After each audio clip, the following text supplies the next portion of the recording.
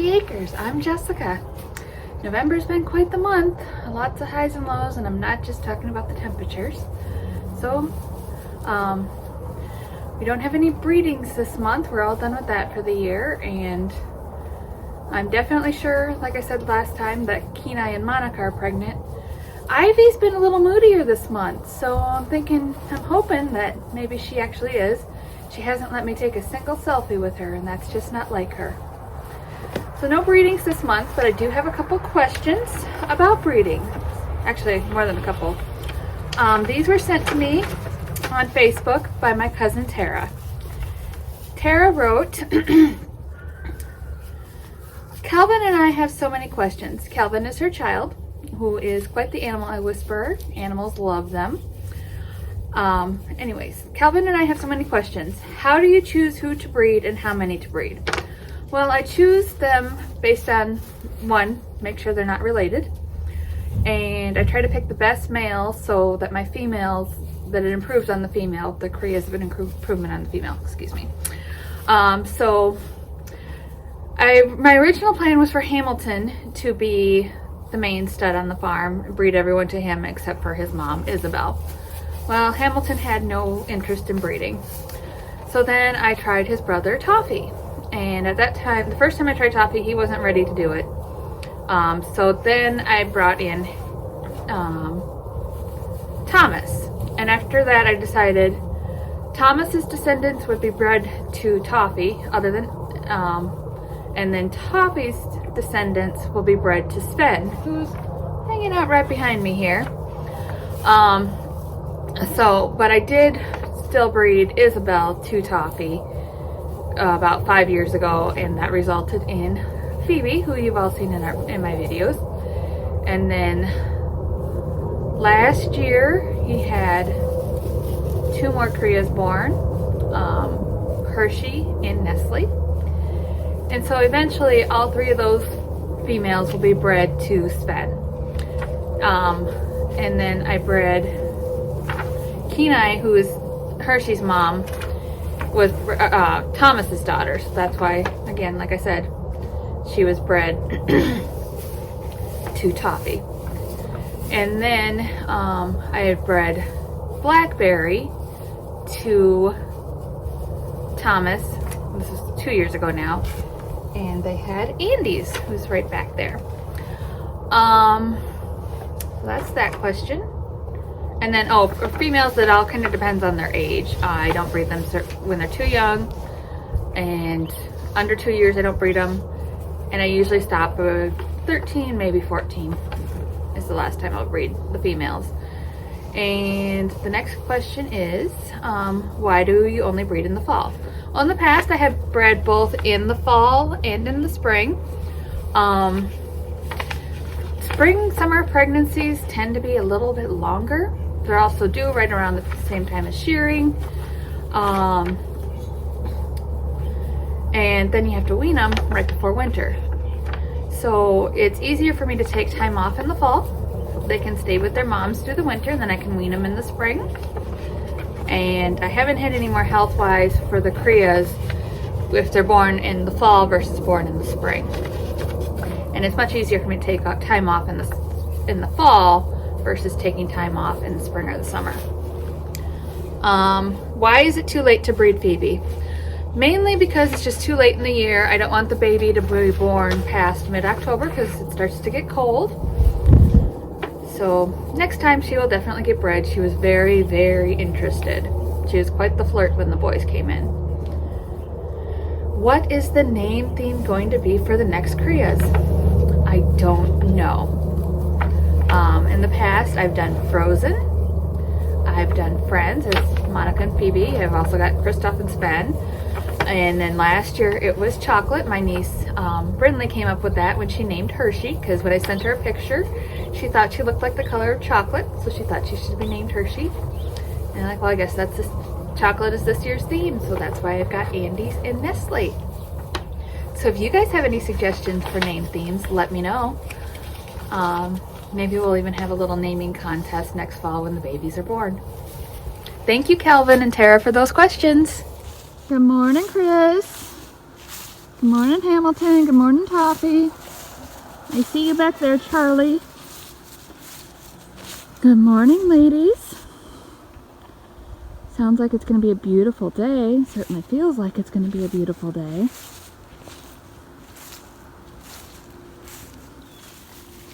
So another problem this morning came out. Penny was just sitting there. She didn't seem to want to open that right eye. Well, she won't let me see it. Got a good look at it though. And I'm guessing she must have gotten some dust or even like a little hay, or they were harvesting last night this field behind me. So she could have got something in her eye. It doesn't have a lot of gunk, but the eyeball itself doesn't look too bad. Got some ointment in it, and now she's finally starting to open it. But it's always something. Eye problems seem to be one of the most common things I deal with. I think just because it gets so dusty here, or sometimes they get hay in their eye. You just never know. Good morning, Penny. Gonna show everyone how your eye's looking better today? She's not too happy with me. Look at you. You look so much better. Oh, I'm so glad. We're still gonna do some medicine today. Today I'm gonna show you how I dye yarn. So, spared you the boring parts. First of all, I weigh out each skein to figure out how much dye I need. And then I put these little ties on there to help hold it together so it doesn't become a big tangled mess in the dye pot. Next step is to give it a little soak. I use this stuff, it's Synthropol. It helps open up the fibers so they can take in the dye as well as get rid of some of the residue on the yarn. So this goes into a bath for about 30 minutes. Ooh, that's hot. And then while that is soaking, I mix up my dye. I'm actually going to give you the rest, or the formula for this color. So, fancy dyeing here. I've got a turkey roaster. That's how I dye it. To dye protein fibers, you need two sources of things besides the dye. You need a acid and heat. Those will set the color. So for my acid, I use citric acid. You could also use vinegar. Vinegar is though very hard on the enamel in these. It takes the paint right off. And then you have chips of paint in your yarn, which isn't very pleasant. When I use the stainless steel pot, if I'm only dyeing 1 or 2 skeins, then I'll use vinegar for that. So I can't remember the pH you're supposed to get. I'd have to look that up. But I've done this enough where I can pretty much eyeball how much citric acid I need. And then I've weighed the yarn. We have 351.32 grams of yarn. I do everything in metric. It's easy to calculate that way. I've decided I'm going to do a half strength dye. One more thing about my dyes. So my dyes come in a powder form. And I mix up a 1% solution in jars like this. So what it is these hold 900 mLs of water. So to make the 1% solution, I use 9 grams of dye and then add the water to that. And all my dyes are based out of 4 colors. I have magenta, blue, or that's green, not blue, blue, yellow. I also have red. I don't have that down here now. I don't use red a whole lot, primarily just these 3. Red I only use when I'm making red yarn. Today we're going to make a version of, let's see if I can get a good shot of it, this color right here, only it's going to be lighter. I like this color, but I did a color similar to this last year. I can't find my formulas from last year, but a lighter version, and it sold out probably within a couple hours at the festival I was at.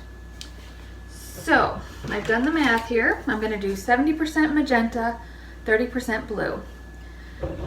So for the magenta I need, let me try and get all that is. See, I like how it looks with the light through it from the window.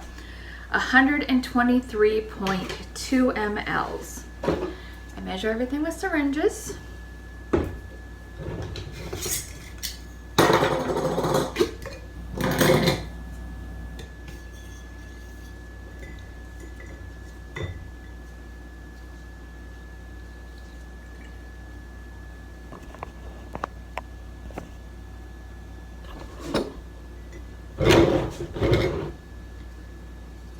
These hold 35 mLs. So we've got 35.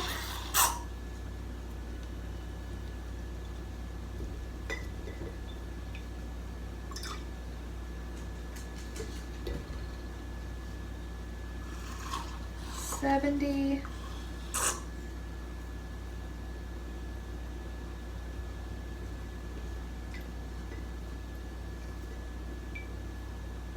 $105.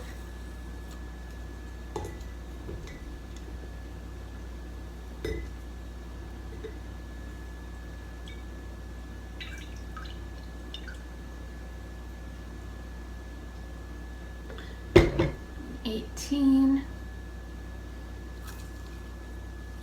So I've got 123 mLs there. And then we're gonna put that in here. I'm gonna rinse it out a little bit, get all that dye in there if I can. And now we're gonna draw up the blue. So for the blue, I need 52 mLs.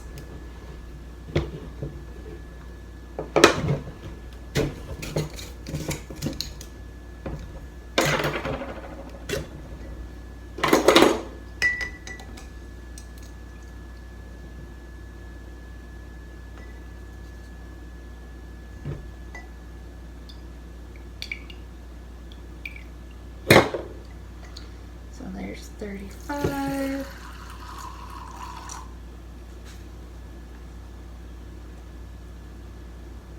We need 17 more.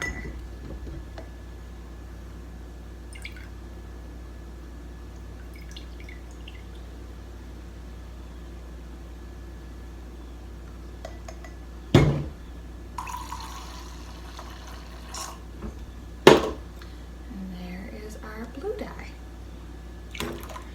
Now, since these are an acid-based dye, I don't use any of this stuff for food. It is strictly for dyeing yarn.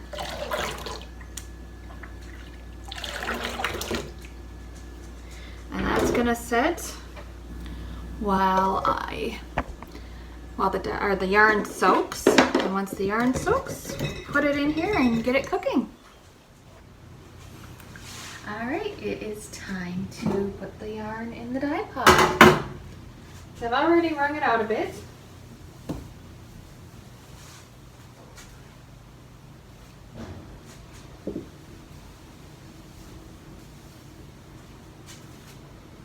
Set it in there. And I found when I let the dye set for half an hour before, I used to just mix it up right before I put the yarn in the dye pot. And I found since I started letting it sit for that half an hour before dyeing it, you know, while the yarn was soaking, my colors come out much more even. There is still a little variation. It's not a totally solid color, but it is much better mix.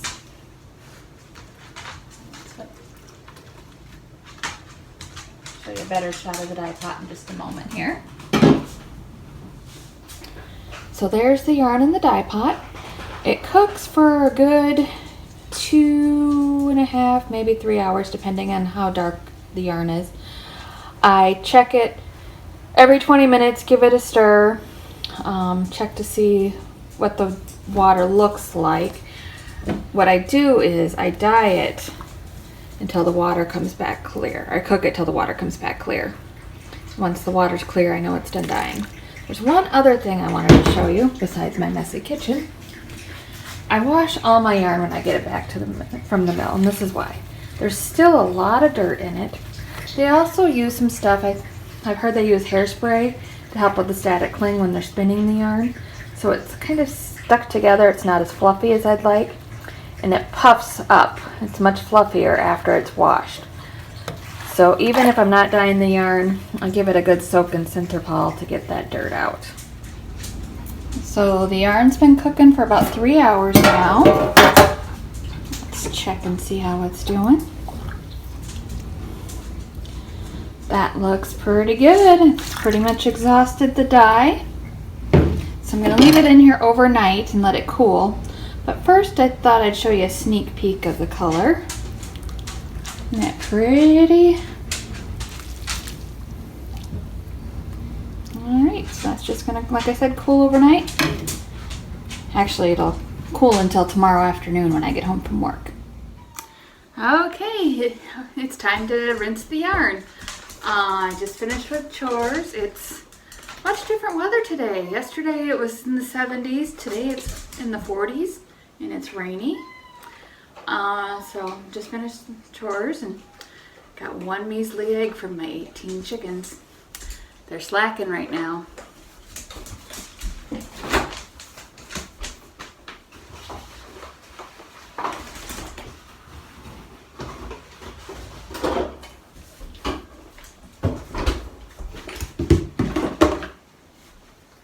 Alright, so I'm going to start filling up this with some water. I have a little, this is just regular old liquid laundry detergent, just a little squirt of that. Just a little too hot.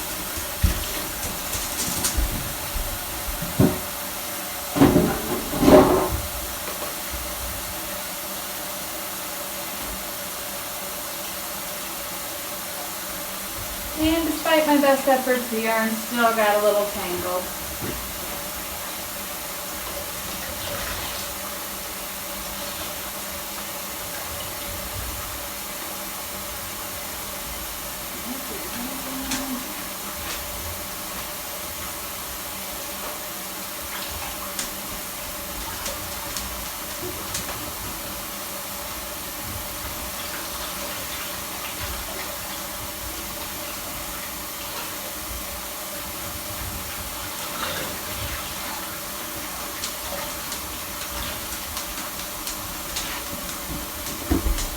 So here's what it looks like wet. The color will change once it is dry.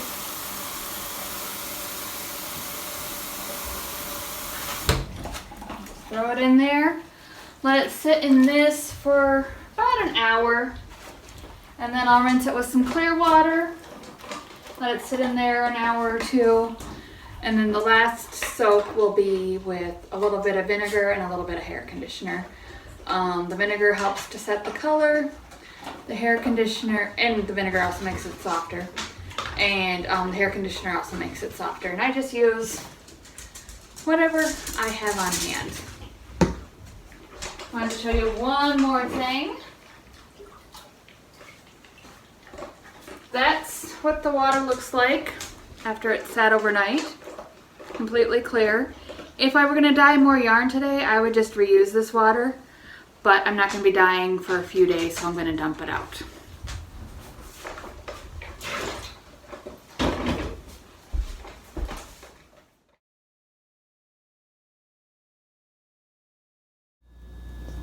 The last of my yarn is in the dye pot.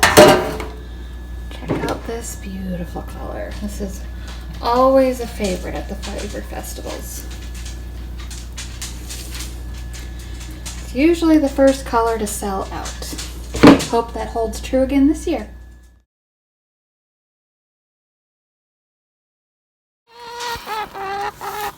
It's Penny's 15th birthday. I'm gonna give her a little birthday treat. Happy birthday, Penny. She's 15 years old today. Oh, and your eye's looking so much better. Yes, that makes me so happy.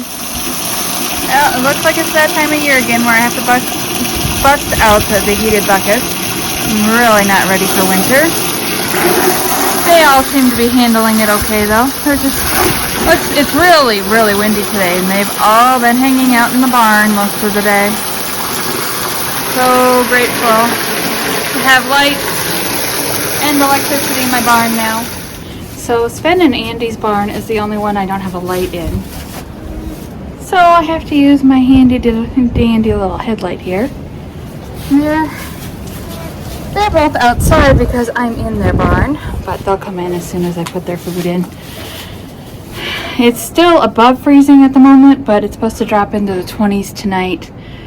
And it's not supposed to be above freezing probably for at least a week. But you know how Minnesota is, the weather can change on a dime, so hopefully we'll get some warmer weather yet this year. Hi, Charlie. Say hi to all the people. Yeah, you don't get much time, do you? There's Krista. Hi, buddy. Toffee. And Hamilton. All enjoying their supper. Just have to feed the girls. That's all that's left to do. And they're very impatiently waiting. So it's the first week after daylight saving time.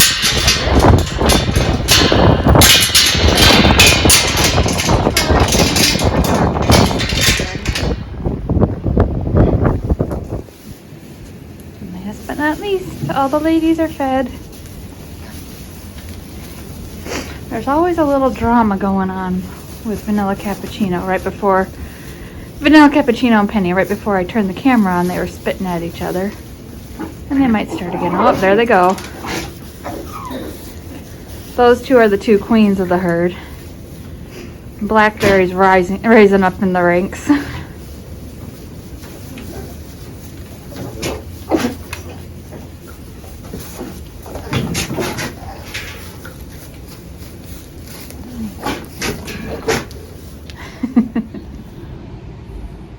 Really been dreading going outside this morning. I had the day off, so I get to do chores while it's daylight, which is nice. But it is in the 20s, extremely windy, wind temperature, or with the wind chill, it feels like it is only about 10 degrees. Yay. Morning, boys. Sorry I'm late with breakfast. Ben, good morning. He's too focused on his food. Good morning, Andy. Alright. So, got the boys all fed. Now I have to head over to the girls. They'll probably need more hay today.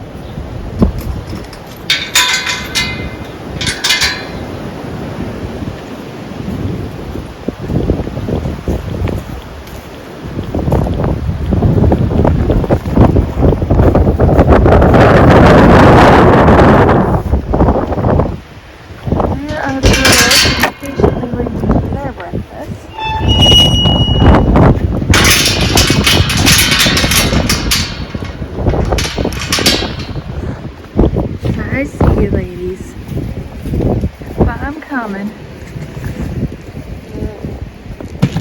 You want to say hello? Hi, Penny. Hi, Monica. Hi, Ivy. Kenai. Nestle. Vanilla Cappuccino. Oh, you really want to say hi, don't you, Kenai? Oh, there's Blackberry and Hershey. Where's little Nestle? Oh, there's Phoebe and Nestle. Ready to feed the girls. Excuse me, ladies.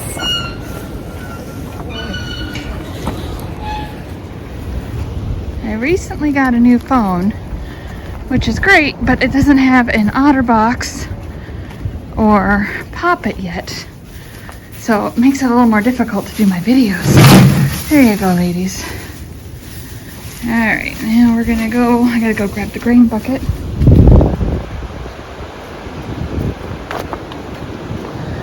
Put that up there because I was carrying the hay in.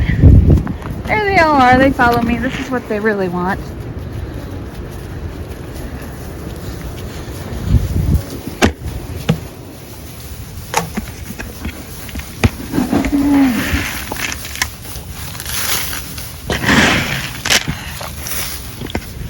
Never realized how much I've depended on my Pop-It.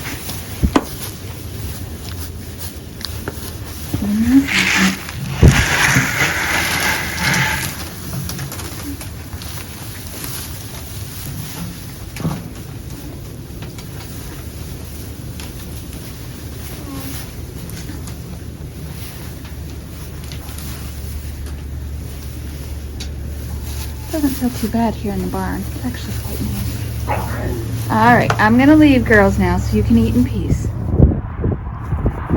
Our first dusting of snow.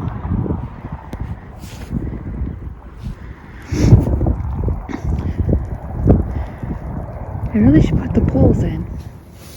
Looks like the alpacas all got a little dusting of snow. Right, Chris? Oh, hi, Hamilton. Where's Charlie? There's Charlie. I just know someone's going to say, looks like they got a bad case of dandruff. Hey, Charlie. Hi, Andes. You look so cute. Where's your buddy? Sven's probably chowing down, isn't he? Let's see, what's Sven up to?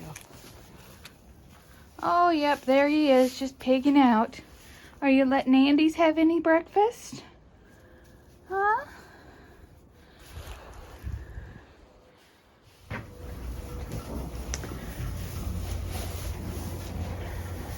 Looks like they pretty much stayed in the barn all night.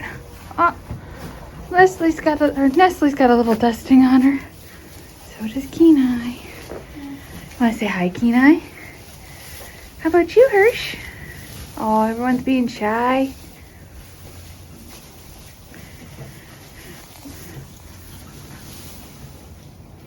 I should take the fans in too.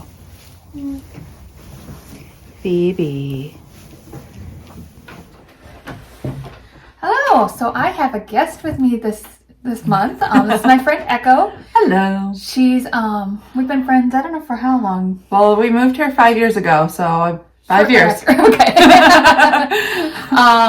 And she's joining me for the crafting segment this month. Echo's also that friend that I call anytime I need to get hay or need help with the alpacas. You know, need some muscles. Yes. She's a farm girl who doesn't have a farm right now. So first we're going to start with our whips. Yeah. What have you got going on, Echo? Well, I have a whip that is so close to being finished that it's just not finished. Well, okay, last night we finally watched Downton Abbey's movie, and by the time I got to where I need to Kitchener, I was crying too much. Oh.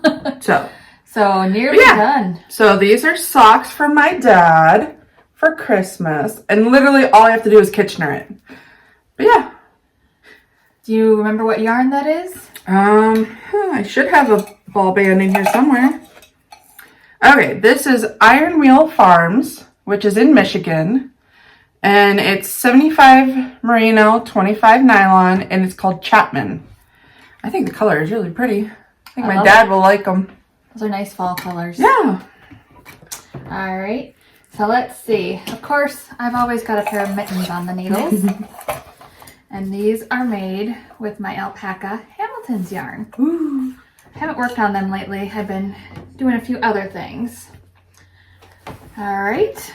Your next whip? My next whip is a Stephen B. shawl that I got at the Minnesota State Fair many years ago. And so this is what it looks like right now. Oh, I love those colors. Yeah. The thing is that it's supposed to have 2 balls worth, so I have a ways to go. It's super easy. So like this is one that I take like if I'm traveling because it's literally 2 rows. But perfect. Yeah. So I've been also busy making gnomes. I've got have the nose. I've got one arm knit for the green guy. I gotta put on their braid. This one's gonna have braids, and I've got her arms both knit. And then, oh, here you can see better the arms. They're so cute. Braids. And then I've got his beard, and I've still got to knit their noses. I was working on arms this morning. This is what they're gonna look like when they're all done. So cute. All right. Any other whips? Yeah, I have a couple more. Okay. I have lots of knitting whips. But, so this is some yarn that we had in the house. And I am just making, oh, I forgot the I forgot the pattern. So let me look in my journal here, see if I wrote it down. Well, while she's doing that, I'll discuss the patterns I forgot to discuss about the gnomes. So it's actually a combination of 3 patterns. The hat comes from Adventure Gnome. The beard comes from Nice to Gnome You. And the rest of the body comes from All Work Gnome Play. And I got the Adventure Gnome here. This is one of my first gnomes that I knit. That designer does a mystery knit several times a year, and she's getting ready to start her next one, and I'll discuss that a little bit later on. Awesome. So this pattern is Easy As It Goes, or Easy Goes It, sorry, DK. So it's gonna just go into a basket for Christmas presents for whoever is lucky enough to get it. So yeah, nice and warm. Yeah. So this is my last whip for this month. The sweater is in hibernation. Princess Elizabeth, or Queen Elizabeth, is in hibernation. What else do I have in hibernation? Oh, I have quite a bit. The big cat pattern that I showed you in past episodes. The Dobby one. Yes. So I'm currently doing a stitch along with Primrose Cottage Stitches, and it's the Christmas barn. So cute. And this is my progress. I'm kind of a sucker for barns. If there's a barn in the pattern, I will probably buy it. So my cross stitch is, I'm unprepared. I don't have the pattern at all. Oh no. But here's what it is. A little tiny black thing. It's going to be that Hocus Pocus hat. This says like Hocus Pocus Potions and Spells. Oh, it's not with your finished, is it? No, that's a different one. Okay. But I also do want to say that this is some Aida that my sister and I dyed ourselves. Oh, I like that. It was white. That's and a we cool did color. some dyes. Variation. And the fabric for this is plain Aida 16 count natural color. All right, ready for FOs? Sure. Unless you got more whips. I do, but this one's been in deep hibernation, so it can stay in hibernation. Okay. Oh, let's see your first FO. So this one has been done for a little bit, but it is my very first cross stitch. So it's been done for a while though, but it's the only one that's like completely matted and everything. So I figured I'd bring it and show it. That's beautiful. Thanks. So I guess technically it's 2 FOs for the month. This is done on plain white Aida 14 count. And it is the month-to-month December. I just finished this yesterday. Ooh. So here's the Christmas trees. There's the mini that I used for the barn quilt. And then there's the large one. I love it. It's so cute. So I do have one extra finish, and this is Hands-On Design, Signs of the Season. The little Hocus Pocus one. I love Hocus Pocus, so. But I figured I'll do the other ones maybe next year or something. Yeah. So, but yeah, that's all the finishes I have. There's so many fun Halloween stitches. There are. I'm not even that big of a Halloween person, but now I want to do them all. Yeah, some of them are really nice. All right, so what else? Do you have a new project or? Not really. I mean, I've got a list of stuff that I want to do. Okay.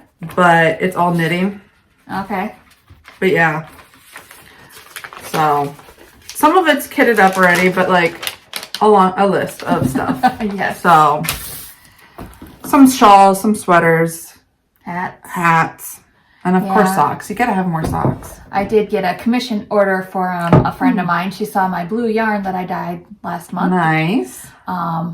And she wanted it all, so I'm making her a hat, a pair of mittens, and a cowl with that. She wanted a scarf, but I didn't have enough yarn to make a scarf. Yeah. And I don't like making scarves. I'll make a shawl, but I hate Yeah. scarves. I don't know what it is about them. So I've got a couple, actually I've got 3 things I hope to start in the next month. On December 1st, I'm going to start the next Stitching with the Housewives month to month, January. And I got some special fabric so for pretty. that. I wanted it to, the snowman to really pop. The fabric is Bestitch Me 14 count winter blues. And I had to buy the whole thing. Oh, darn. Yeah. Because it was only sold in the fat quarter size. So I'll have enough probably to make another project. Also, Justine asked me if I would stitch this so she could display it in her store window. Nice. And then I still haven't started Stitching with the Housewives Silent Night. See, set it down the bar. I'm planning to start that as soon as I finish the Christmas barn. And then the gnome lady, Sarah Schira, she has a YouTube channel as well. It's called Imagine Landscapes. She is starting another mystery knit on December 1st called Gnome Made Gifts. So I gotta go get my yarn for that this weekend. Nice. Small, what is it? Small Shop business. Small, Yeah. small Saturday. Business Saturday. Yes. That's what I was looking Yep. for. So that's all I've got in the works right now. Yeah. That and fully finishing the December month to month and getting that displayed in the barn. I think I might make another gnome just for me because those ones are all gifts. To display with the barn and the alpacas. And Nice. I was going to do some Christmas trees, but I kind of, You like gnomes better. Gnomes are more fun. Definitely. So I'm hoping to have some other special guests, and I want each one to bring their project they're most proud of. So I'm going to have Echo show you her project that she's most proud of. Yeah. My project is quite large, so we'll see how this works. So I'll get out of the way and help her. So I took a class at Michelle's Sewing Center here in Blue Earth for a Bargello. And halfway through, I was like, oh my God, I'm never going to be able to finish this. It's just not going to work. And I finished it. So, yeah, here's my first and maybe only Bargello. But it's all batiks, and I love it. Absolutely love it. It's beautiful. Yeah. So that's my most proud thing. It took me a very long time to work on it. All right, should we go see the alpacas? Yeah. That's why she likes me, because I have animals. All right. You're going to give them some grain, Echo? I guess. They're waiting for it. Hey. Here. They love it when I have visitors, because they know they get extra treats.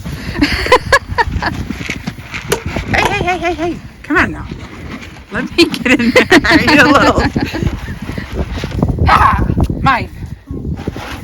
Let's have a little baby. Come here, baby. No, you are handsome. Vanilla Cappuccino just had her birthday.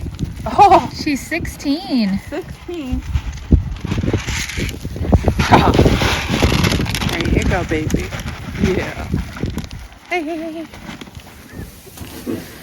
So I have some rather sad news to share today. On Wednesday, November 16th, my sweet Penny passed away. I don't really want to talk a lot about her death. I'm going to tell you about her life in a little bit here. But I know there's certain questions that people always ask, so I'll try to answer those. She's had a lot of health problems this year. I'm not sure exactly the cause of death because I don't have a veterinarian right now and unable to do a post-mortem exam, but I have a pretty good idea. I'm going to do an episode later on where I discuss more about the health issues and stuff, those kinds of things about alpacas and things I've experienced in my 12 years raising them. And the other question that always comes up is, how long do alpacas live? They generally live about, average lifespan is 15 to 20 years. And Penny had just turned 15. And I was definitely hoping for many, many more years with her, but that just wasn't meant to be. Like I said, I'm not going to get into too much about her death other than I do want to say I did everything I could to help her and try try to keep her here with us. But I'm going to share some pictures of her and some of my memories of her. Penny, 11/1/2007 to 11/16/2022. Enchanted Hill Panouche was born at Enchanted Hills Alpacas in Bent Mountain, Virginia. To me, she was Penny or Pennykins. When I first inquired about Penny, her former owner wrote, "You know how they advertise alpacas as the investment that you can hug, but alpacas rarely let you hug them? Penny is the exception. She loves to be hugged." He wasn't lying. From the beginning, she was friendly. Almost everyone who has visited Frosty Acres has had their picture taken with her. Often when I was out taking pictures, I would look behind me, and there was Penny, just waiting for her to take a picture of and with her. She even had her picture on the front page of our local paper. During COVID, I did a virtual field trip and was reading a story to the class. The whole time, Penny kept walking up to me, looking over my shoulder and walking in front of the camera. She loved to be the center of attention. The last 3 summers, I've had a large group of kids visit from the Russian immersion school in the Twin Cities.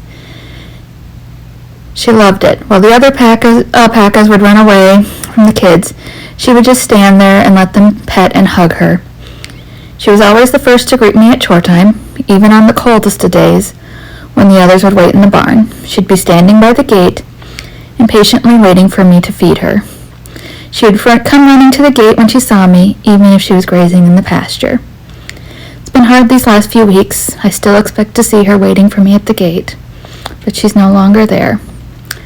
I have her son, Kristoff, still on my farm, and luckily he is so much like his mother. Same sweet personality. My animals aren't just livestock or even pets. They're a big part of my life. They're my friends, and they're my family. And losing one is really hard. But I have so many fond memories, and that's what's going to see me through.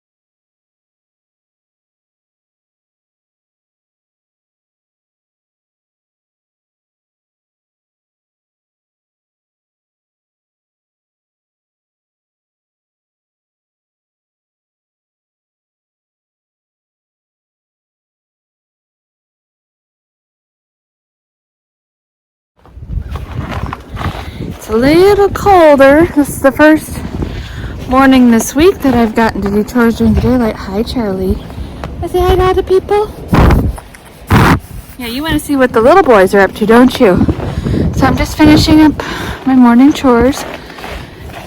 The little boys are snuggled up in their barn. Andy's, you're so shy. Oh, my sweet little boy. There's Andy's. Looks like you stuck your face in the snow. His mama does that too. It's so cute. It's only 14 degrees this morning, so winter has made its mark already. Got another birthday today. Vanilla cappuccino, sweet 16. The queen of the herd. Hi, Monica. Yeah, I'm gonna get you some treats. Give you a little treat before I feed the rest of the herd. There you go. Happy birthday, my girl.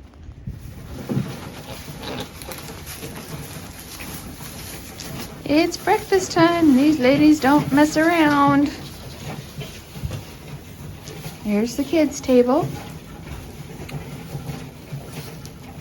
Ivy and Monica like to hang out there sometimes too. Ooh, it looks like we're about to have a new group of housewives if this keeps up. Are the little ones being dramatic, Ivy? What's up, Hirsch? Hi, Phoebe. How are you this morning? Hi, Hershey. What's little Miss Nestle doing? You got your head buried in the hay, Nestle? You little cutie. Hi, Ivy. You got hugs? No hugs this morning? Okay. How about you, sweetie? Coffee, what are you doing? Had a little escape when I was doing evening chores tonight. Toffee decided he wanted to go see his lady friends. He hasn't got to see them in about a month. Now, he won't go far. I'll go get his attention and get him back home. Got my boy haltered back up and we're heading home. Naughty boy. Boys. So it's been a busy weekend. Celebrated Thanksgiving yesterday with my family. We had a break in the weather. As you can see, most of our snow is gone. It really warmed up, so I was able to get all 3 barns cleaned this weekend. Got all the pools in, got the fans in, got the hoses in. So now I'm just finishing up Sunday evening chores, and I'm gonna watch my first Christmas movie tonight and have some supper that's been cooking in the crock pot all day. So thank you for visiting again. And I'll see you probably the end of December with our next video. Have a great December. Happy holidays.